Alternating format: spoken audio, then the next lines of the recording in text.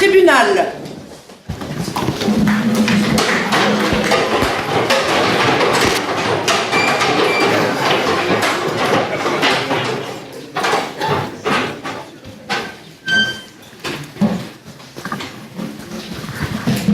Vous pouvez vous asseoir.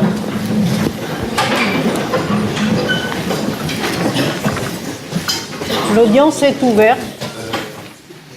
Monsieur le procureur, nous avons aujourd'hui comme affaire inscrite au rôle une procédure pour violation des droits fondamentaux des enfants roms, dans lequel l'État et les collectivités locales ont été assignés, entre guillemets, à comparaître. Alors, est-ce que M. Manuel Valls est dans la salle? Non, il n'est pas là, Madame la Présidente, mais je le représente. Ah, bon, on a bien vérifié qu'il n'est pas dans les couloirs parce que souvent, devant les tribunaux, les gens errent, ils ne trouvent pas leur tribunal, leur salle d'audience, non. Pas à ma connaissance. Bon, alors donc, vous avez été désigné d'office pour représenter l'État et les collectivités locales et le tribunal vous remercie pour assurer cet acte de défense. Alors, nous avons aussi des parties civiles qui ont été, qui se sont constituées, ASEFRR, CDERE, CNDH Rome Europe, DEI France, GISTI, Hors la rue, Intermède de Robinson, RESF, SNUP FSU, Sud Éducation et Syndicat de la magistrature. Maître Leclerc, vous les représentez tous. Alors nous allons pouvoir procéder à la première phase de ce procès par la lecture de l'acte d'accusation et je vais donner la parole à Monsieur le greffier. Merci Madame la Présidente. Aujourd'hui, 27 juin 2015, l'État français est cité à comparaître devant ce tribunal pour avoir gravement discriminé des enfants roms. Alors en effet que ces enfants devraient, comme tous les enfants, être protégés et accompagnés dans leur développement, ils subissent au contraire des violations répétées de leurs droits les plus fondamentaux. Les victimes de ces discriminations sont, pour certains, des enfants dont les familles revendiquent l'identité rome. Mais d'autres enfants les subissent aussi, parce qu'ils sont renvoyés par les discours politiques et médiatiques dominants à cette identité stigmatisée. Ils ont tous en commun de vivre avec leur famille dans des bidonvilles ou en squat, et ce, dans une grande précarité, qui les place dans une particulière vulnérabilité. Parce qu'ils sont avant tout des enfants, une protection particulière leur est due, sans discrimination à raison de leurs origines ou de leur nationalité, quelle qu'elle soit. La protection spécifique des enfants est un enjeu dont tant le droit international que national ont fait une absolue priorité, au travers où, en dépit de réformes successives, cette priorité n'a d'ailleurs cessé d'être réaffirmée comme s'imposant à l'égard de tous les enfants. Ce sont les carences dont les prévenus font preuve dans la mise en œuvre de cette protection à l'égard des enfants roms ou désignés comme tels, qui sont au cœur du procès qui leur est fait devant ce tribunal.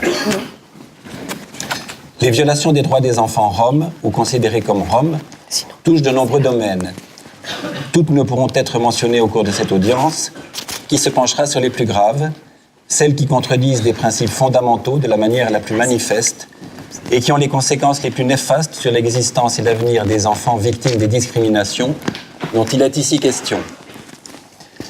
L'accusation vise l'État et les collectivités territoriales comme responsables des discriminations qu'elles dénoncent, à la fois parce qu'ils sont en charge des politiques publiques dans le cadre desquelles s'exercent les maltraitances institutionnelles et sociales qui privent ces enfants de leurs droits, et à la fois parce qu'ils encouragent, s'abstiennent de condamner ou cautionnent des pratiques maltraitantes. L'accusation porte donc sur des violations tant directes qu'indirectes de droits fondamentaux.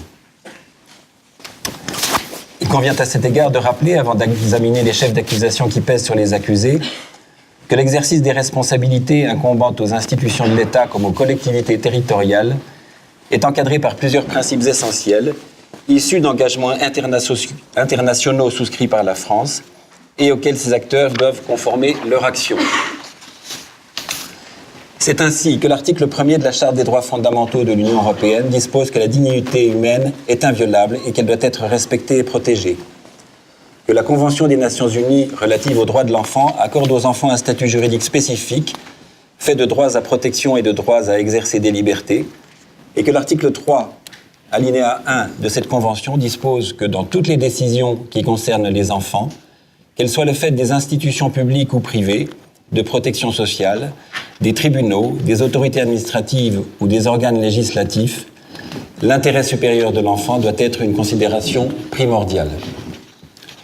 Que l'article 7 de la Déclaration universelle des droits de l'homme de 1948, l'article 21 de la Charte des droits fondamentaux, l'article E de la Charte sociale européenne et l'article 14 de la Convention européenne de sauvegarde des droits de l'homme et des libertés fondamentales proclament l'égalité de tous devant la loi et interdisent toute discrimination fondée notamment sur la race, la couleur, les origines ethniques ou sociales ou l'appartenance à une minorité nationale.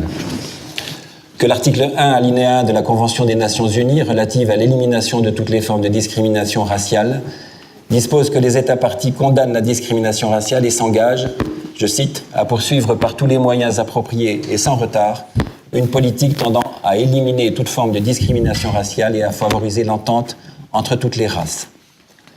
Que l'article 1er de la Constitution française dispose que la France est une république indivisible, laïque, démocratique et sociale. Elle assure l'égalité devant la loi de tous les citoyens, sans distinction d'origine, de race ou de religion. Que l'article 2, alinéa 1 de la loi numéro 2008-496 du 27 mai 2008 dispose que toute discrimination directe ou indirecte fondée sur l'appartenance ou la non-appartenance, vraie ou supposée, à une ethnie ou une race est interdite en matière de protection sociale, de santé, d'avantages sociaux, d'éducation, d'accès aux biens et services ou de fourniture de biens et services. Ceci étant exposé, il est reproché à l'État français et aux collectivités territoriales d'avoir, sur le territoire national et depuis temps non prescrits, commis à l'égard des enfants roms ou désignés comme tels des actes de discrimination consistant en des distinctions opérées entre des personnes physiques à raison notamment de leur origine, de leur lieu de résidence, de leurs mœurs ou de leur appartenance ou de leur non-appartenance, vraie ou supposée, à une ethnie, une nation, une race ou une religion déterminée. Faits prévus et réprimés par les articles 225.1 et 225.2 du Code pénal. Pour caractériser les discriminations interdites constitutives de ces discriminations, l'accusation entend mettre en évidence les nombreuses atteintes aux droits des enfants roms ou désignés comme tels dont les prévenus se sont rendus coupables, et ce plus particulièrement dans 4 domaines. Il est tout d'abord reproché à l'État français et aux collectivités territoriales d'avoir porté atteinte aux droits des enfants roms à mener une vie familiale stable, à la protection de leur domicile, à l'accès aux dispositifs de logement social et au droit, à défaut d'abri, à un hébergement d'urgence. Premièrement, en faisant procéder à de multiples évacuations ou expulsions de bidonvilles ou squats, où leurs parents avaient installé leur domicile sur des terrains ou dans des lieux relevant tant du domaine public que du domaine privé des communes. En 2014, 13 483 personnes ont été expulsées de force par les autorités de 138 lieux de vie. 966 personnes ont dû quitter leur lieu de vie suite à un incendie ou à une inondation. En 2013, ce sont au moins 19 380 personnes qui ont été expulsées de force et 2157 suite à un incendie ou une inondation. Les enfants représentent environ un tiers du nombre des personnes expulsées. La circulaire interministérielle du 26 août 2012 a prévu que les expulsions de campements illicites ne peuvent avoir lieu qu'après un diagnostic social des personnes concernées et qu'après qu'auront été recherchées des solutions d'hébergement ou de relogement. Cette circulaire n'est appliquée qu'exceptionnellement. Si parfois un simulacre de diagnostic social est mené, aboutissant à quelques propositions d'hébergement d'urgence de courte durée, le plus souvent, les familles sont laissées sans aucune solution. Elles se trouvent contraintes de construire de nouveaux bidonvilles ou squats, souvent à des kilomètres du lieu d'où elles ont été expulsées, souvent dans une nouvelle commune, ce qui les oblige à engager de nouvelles démarches pour la scolarisation de leurs enfants et l'accès à divers droits. Deuxièmement, en refusant à leurs parents l'accès au logement social et le droit à l'hébergement d'urgence. Alors que les personnes vivant en bidonville ou dans des squats sont par nature des personnes qui devraient être prioritaires dans les dispositifs d'attribution de logements sociaux et à tout le moins dans les lieux d'hébergement d'urgence, il ressort de l'observation des associations et comités de soutien de ces familles, comme des données statistiques elles-mêmes, que les Roms ou les personnes présumées telles sont clairement discriminés dans l'accès à ces dispositifs. Ainsi, par exemple, durant l'hiver 2012-2013, le taux de refus d'hébergement d'urgence opposé à des ressortissants de l'Union européenne au 115 était supérieur à 70%, contre 40% pour les Français et 50% pour les étrangers hors Union européenne. La catégorie citoyens de l'Union européenne correspondant ici essentiellement aux Roumains et Bulgares, souvent Roms. De plus, lorsque des familles réussissent à avoir un accès à cet hébergement d'urgence, celui-ci s'avère mal adapté aux besoins des personnes puisque les membres d'une même famille sont souvent séparés et la durée de l'hébergement est très limitée, souvent 3 à 4 mois. Troisièmement, en refusant des domiciliations administratives à leurs parents installés dans des bidonvilles ou squats et en refusant de reconnaître leurs résidences effectives. Les personnes vivant en bidonville se voient régulièrement refuser l'accès à la domiciliation qui conditionne pourtant l'ouverture de nombreux droits et facilite beaucoup de démarches, et ce, alors que les maires ont l'obligation de domicilier les ressortissants de l'Union européenne par l'intermédiaire des centres communaux d'action sociale. Quatrièmement, en refusant de faire procéder au raccordement de ces lieux de vie à l'eau potable, en refusant d'y faire installer des toilettes et autres équipements d'hygiène provisoires, ainsi que des équipements anti-incendie, et en refusant de faire procéder au ramassage des ordures ménagères. Les conditions de vie dans les bidonvilles sont extrêmement précaires. Obtenir le ramassage des ordures est une lutte perpétuelle avec les mairies ou les agglomérations, ce qui génère une accumulation de déchets et favorise l'insalubrité des lieux, laquelle devient ensuite un argument pour organiser une évacuation de ces lieux. Bien que l'accès à l'eau soit un droit fondamental, très peu de personnes vivant en squat ou au bidonville y ont effectivement accès. Cela augmente le risque d'incendie et peut générer des maladies. L'ensemble de ces faits constituant autant de violations des dispositions de l'article 12 de la Déclaration universelle des droits de l'homme de 1948, au terme duquel nul ne sera l'objet d'immixtions arbitraires dans sa vie privée, sa famille, son domicile ou sa correspondance, ni d'atteintes à son honneur et à sa réputation. Toute personne a droit à la protection de la loi contre de telles immixtions ou de telles atteintes. De l'article 16 de la Convention internationale des droits de l'enfant, au terme duquel nul enfant ne fera l'objet d'immixtions arbitraires ou illégales dans sa vie privée, sa famille, son domicile ou sa correspondance, ni d'atteintes illégales à son honneur et à sa réputation. L'enfant a droit à la protection de la loi contre de telles immixtions ou de telles atteintes. De l'article 7 de la Charte des droits fondamentaux de l'Union européenne, au terme duquel toute personne a droit au respect de sa vie privée et familiale, de son domicile et de ses communications. De l'article 8 de la Convention européenne de sauvegarde des droits de l'homme, tel qu'interprété par la jurisprudence de la Cour européenne des droits de l'homme, au terme duquel toute personne a droit au respect de sa vie privée et familiale, de son domicile et de sa correspondance.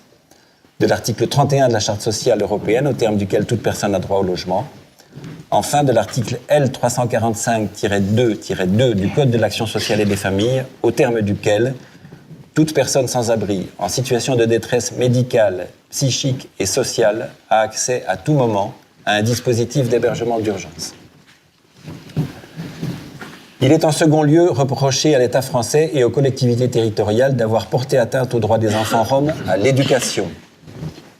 Premièrement, en n'organisant pas l'exercice du droit des jeunes enfants vivant en bidonville à un éveil éducatif dans des structures d'accueil de la petite enfance, ou en ne soutenant pas les rares structures associatives impliquées dans sa mise en œuvre. Ce défaut d'accueil dans les services de la petite enfance n'est pas propre aux enfants vivant en bidonville, mais concerne plus largement les enfants vivant dans la grande précarité, dont les enfants roms. Ce défaut d'accueil a des conséquences particulièrement néfastes. Deuxièmement, en refusant de les inscrire dans des établissements scolaires ou en les inscrivant dans des classes spéciales réservées aux enfants roms. Alors que selon le 10e rapport national de la France sur l'application de la Charte sociale européenne, le taux de scolarisation de la population générale est de 100%, il apparaît dans divers rapports associatifs que, par exemple, pour l'année 2008-2009, sur les 1132 enfants roms d'âge scolaire vivant à Marseille, Lyon et Nantes, seulement 335, c'est-à-dire 29,59%, étaient inscrits à l'école. La pratique consistant à refuser à l'inscription à l'école maternelle ou primaire à des enfants vivant en bidonville et souvent identifiés comme roms par les services de la mairie est fréquente sur l'ensemble du territoire national. Lorsque les refus ne sont pas clairement repérables comme fondés sur l'appartenance ethnique réelle ou supposée des enfants, une réelle politique de l'empêchement est mise en place. Il est contesté que les familles de ces enfants soient des résidents de la commune ou du département. Les enfants sont inscrits pendant des mois sur des listes d'attente. Des documents non prévus par la loi et difficiles à obtenir pour des familles vivant dans des conditions précaires sont exigés par les services de la mairie, etc. Il est arrivé que soient créées des classes uniquement composées d'enfants roms et situées dans des locaux éloignés de l'école. D'autres discriminations sont exercées à l'encontre des enfants roms, comme le refus d'inscription dans les cantines scolaires, certaines municipalités appliquant le tarif le plus élevé devant la difficulté des familles de démontrer l'absence de ressources. Ces mêmes obstacles se présentent lorsqu'il y a besoin de transport scolaire pour se rendre dans l'établissement où les enfants ont été, dans les meilleurs des cas, affectés. Troisièmement, en compromettant le droit des enfants à une éducation plus globale, en leur refusant l'accès dans des conditions compatibles avec les moyens financiers de leurs parents, à des structures de loisirs, l'été notamment. L'ensemble de ces faits constituant autant de violations des dispositions des articles 26 de la Déclaration universelle des droits de l'homme, 13 du Pacte relatif aux droits sociaux, économiques et culturels de 1966, 28 de la Convention internationale des droits de l'enfant, 14 de la Charte des droits fondamentaux de l'Union européenne et 13 du préambule de la Constitution de 1946, qui tous affirment le droit de l'enfant à l'éducation sur la base de l'égalité des chances, en imposant l'enseignement primaire obligatoire et gratuit et en prônant l'égalité de tous dans l'accès à différentes formes d'enseignement secondaire et à l'enseignement supérieur. De l'article 31 de la Convention internationale des droits de l'enfant, établissant le droit de l'enfant au repos et au loisir, de se livrer aux jeux et à des activités récréatives propres à son âge et de participer librement à la vie culturelle et artistique. Des articles L131.1 et L131.6 du Code de l'éducation, au terme desquels, à la rentrée scolaire, le maire dresse la liste de tous les enfants résidant dans sa commune et qui sont soumis à l'obligation scolaire, donc de tous les enfants des deux sexes, français et étrangers, entre 6 et 16 ans. De la circulaire numéro 91-124 du 6 juin 1991 du ministre de l'Éducation nationale, au terme de laquelle aucune discrimination ne peut être faite pour l'admission dans les classes maternelles d'enfants étrangers, conformément aux principes généraux du droit. Il est en troisième lieu reproché à l'État français et aux collectivités territoriales d'avoir porté atteinte aux droits des enfants roms à la santé et à la protection sociale. Premièrement, en procédant aux expulsions des lieux de vie et ainsi en rendant de ce fait difficile et aléatoire l'accès continu à un réseau sanitaire de proximité. Comme le fait valoir le rapport du collectif Rome Europe de 2013, chaque changement de lieu de vie provoque la rupture du suivi médical et les liens difficilement établis avec les partenaires associatifs et institutionnels pour l'accès aux soins, lesquels sont interrompus. En France, les dispositifs de santé sont sectorisés et chaque service a un territoire d'intervention géographique. Ces familles ne sont donc rattachées à aucun territoire, notamment du fait des fréquentes évacuations et de l'instabilité géographique qu'elles induisent. Le recours aux soins ne se fait que lorsque les symptômes l'imposent, les pathologies sont aggravées, la prévention est inexistante et le suivi au long cours parfois difficile. Ainsi, pour le suivi de patients atteints de tuberculose, chez qui les ruptures de traitement régulières liées au changement de lieu de vie finissent par occasionner des résistances importantes. Deuxièmement, en imposant en pratique des obstacles qui empêchent un grand nombre de personnes d'avoir un accès effectif à une couverture maladie. En 2011, selon le rapport d'observation du Comité d'évaluation et de contrôle des politiques publiques à l'Assemblée nationale, 216 000 personnes ont eu accès à l'aide médicale de l'État. Néanmoins, selon un rapport de l'Observatoire de Médecins du Monde en 2011, seuls 7% des personnes qui pourraient bénéficier d'une couverture maladie ont des droits effectivement ouverts. Des pratiques illégales nombreuses ont pu être observées et constatées par les associations. Ainsi, quelques caisses primaires d'assurance maladie demandent aux familles un document prouvant leur non-affiliation à la sécurité sociale de leur pays d'origine ou exigent la preuve de la scolarisation des enfants. À cela s'ajoutent des procédures administratives très longues. Une demande d'accès à l'aide médicale d'État peut prendre plusieurs mois. Troisièmement, en refusant le droit à la scolarisation qui limite de facto l'accès aux structures de droit commun d'accès à la santé, notamment à l'égard des mineurs. En effet, d'après les enquêtes effectuées sur le terrain, notamment par Médecins du Monde, seuls 14% de moins de 6 ans sont suivis en centre de protection maternelle et infantile. Pour ceux de plus de 6 ans, plus il y a de refus de scolarité, plus ils sont exclus de l'accès à la médecine scolaire et à l'éducation, à la santé. L'ensemble de ces faits constituent autant de violations des dispositions suivantes relatives au droit à la santé. L'article 12 du Pacte relatif aux droits sociaux, économiques et culturels de 1966, au terme duquel les États parties reconnaissent le droit qu'a toute personne de jouir du meilleur état de santé physique et mental qu'elle soit capable d'atteindre.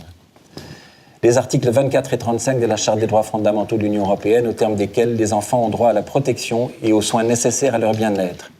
Toute personne a le droit d'accéder à la prévention en matière de santé et de bénéficier de soins médicaux dans les conditions établies par les législations et pratiques nationales. l'article 24 de la Convention internationale des droits de l'enfant, au terme duquel les États parties reconnaissent le droit de l'enfant de jouir du meilleur état de santé possible et de bénéficier de services médicaux et de rééducation, s'efforçant de garantir qu'aucun enfant ne soit privé du droit d'avoir accès à ces services. Ces faits constituent également autant de violations des dispositions suivantes relatives au droit à la protection sociale. L'article 34 de la Charte des droits fondamentaux de l'Union européenne, au terme duquel, conformément aux droits de l'Union et aux législations et pratiques nationales, l'Union reconnaît et respecte le droit d'accès aux prestations de sécurité sociale et aux services sociaux assurant une protection dans des cas tels que la maternité, la maladie, les accidents du travail, la dépendance ou la vieillesse, ainsi qu'en cas de perte d'emploi. L'article 26 de la Convention internationale des droits de l'enfant, au terme duquel les États parties reconnaissent à tout enfant le droit de bénéficier de la sécurité sociale, y compris les assurances sociales, et prennent les mesures nécessaires pour assurer la pleine réalisation de ce droit en conformité avec leur législation nationale.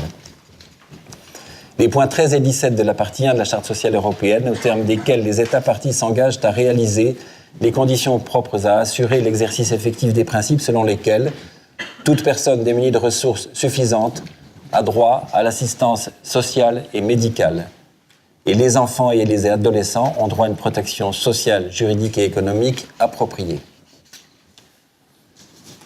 Il est enfin, et en quatrième lieu, reproché à l'État français et aux collectivités territoriales d'avoir porté atteinte aux droits des enfants roms à l'accès aux dispositifs de protection de l'enfance en danger. Premièrement, en refusant d'exercer pleinement les missions de protection qui leur sont confiées. La transmission d'informations préoccupantes concernant des enfants en situation de rue, vivant en squat ou en bidonville, ne déclenche pas leur traitement et leur évaluation par les services de l'aide sociale à l'enfance. Bien que les mesures d'assistance éducative à domicile, en milieu ouvert, ou encore d'aide à la parentalité répondent aux besoins des enfants, elles ne leur sont pas adressées. L'errance territoriale des familles, entretenue par les expulsions, est invoquée par les services publics pour justifier l'absence d'intervention auprès des familles dans leur lieu de vie.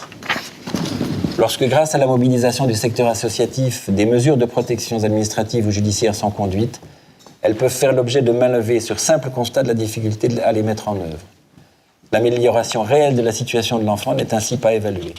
La précarité et l'insalubrité de l'habitat, la barrière de la langue et les préjugés vis-à-vis des populations roms peuvent également être parfois invoqués pour justifier ces carences.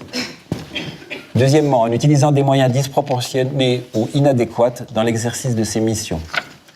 Des ordonnances de placement provisoire d'enfants sont prononcées pour réguler la présence dans l'espace public de familles en situation de vie à la rue et ou de mendicité. L'intervention judiciaire et le concours de la force publique sont requis sans évaluation et prise en compte de la situation sociale de la famille. Les statistiques et rapports du ministère de la Justice attestent par ailleurs de l'orientation et du traitement pénal de situations relevant pourtant de l'enfance en danger, étant observé que ce traitement pénal s'avère particulièrement répressif, faute de savoir mettre en œuvre des mesures de protection judiciaire adéquates. Troisièmement, en manquant à leur obligation de prudence, dans les décisions prises à l'égard des mineurs, accroissant ainsi les dangers encourus par des enfants en difficulté. Les ordonnances de placement provisoire prises sans l'évaluation requise entraînent une rupture brutale des enfants avec leur entourage, ce qui aboutit fréquemment à des fugues qui mettent l'enfant encore plus en danger. Elles renforcent l'exclusion des enfants et de leurs familles. Des peines de prison ferme sont prononcées à l'encontre d'enfants contraints à commettre des délits et selon toute vraisemblance victimes de traite des êtres humains. Ignorant les indicateurs flagrants d'exploitation, taux de réitération, lucrativité des délits, mais précarité visible des enfants, surreprésentation des filles, l'État français ne leur apporte pas la protection dont ils et elles ont besoin, pourtant garantie par plusieurs textes qui interdisent également la condamnation d'auteurs de délits commis sous la contrainte. Ce manquement à l'obligation de protection de l'enfance en danger contribue à renforcer la vulnérabilité de ces enfants. La répression policière et judiciaire favorise l'emprise des exploiteurs. Le démantèlement des réseaux de traite des êtres humains et les poursuites judiciaires à l'encontre des criminels qui exploitent des enfants sont marqués par l'échec des mesures de protection à l'encontre des victimes et l'absence de celles-ci lors des procédures pénales visant leurs exploiteurs, alors même que leurs témoignages ont contribué à la qualification des faits. L'ensemble de ces faits, constituant autant de violations des dispositions de l'article 19 alinéa 1 de la Convention internationale des droits de l'enfant, au terme duquel Les États parties prennent toutes les mesures législatives, administratives, sociales et éducatives appropriées pour protéger l'enfant contre toute forme de violence, d'atteinte ou de brutalité physique ou mentale, d'abandon ou de négligence, de mauvais traitement ou d'exploitation, y compris la violence sexuelle, pendant qu'il est sous la garde de ses parents ou de l'un d'eux, de son ou ses représentants légaux, ou de toute autre personne à qui il est confié. De l'article 5 de la Convention du Conseil de l'Europe sur la lutte contre la traite des êtres humains, au terme duquel chaque partie prend des mesures spécifiques afin de réduire la vulnérabilité des enfants à la traite, notamment en créant un environnement protecteur pour ces derniers. De l'article 17 de la Charte sociale européenne, au terme duquel les États parties s'engagent à protéger les enfants et les adolescents contre la négligence, la violence ou l'exploitation, tout spécialement s'ils sont temporairement ou définitivement privés de soutien familial. De l'article 8 de la directive européenne du 5 avril 2011 relative à la prévention de la traite des êtres humains, au terme duquel les États membres prennent, dans le respect des principes fondamentaux de leur système juridique, les mesures nécessaires pour veiller à ce que les autorités nationales compétentes aient le pouvoir de ne pas poursuivre les victimes de la traite des êtres humains et de ne pas leur infliger de sanctions pour avoir pris part à des activités criminelles auxquelles elles ont été contraintes en conséquence directe du fait d'avoir fait l'objet de l'un des actes visés à l'article 2. Les articles 375 du Code civil et L221-1 du Code de l'action sociale et des familles, qui prévoient des mesures de protection administrative ou judiciaire à l'égard des mineurs dès lors que leur santé, leur sécurité ou leur moralité sont en danger, ou si les conditions de leur éducation ou de leur développement physique, affectif, intellectuel et social sont gravement compromises. Enfin, de l'article L226-3 du Code de l'action sociale et des familles, au terme duquel le président du conseil départemental est chargé du recueil, du traitement et de l'évaluation à tout moment, et quelle qu'en soit l'origine, des informations préoccupantes relatives aux mineurs en danger ou qui risquent de l'être. Le représentant de l'État et l'autorité judiciaire lui apportent leur concours.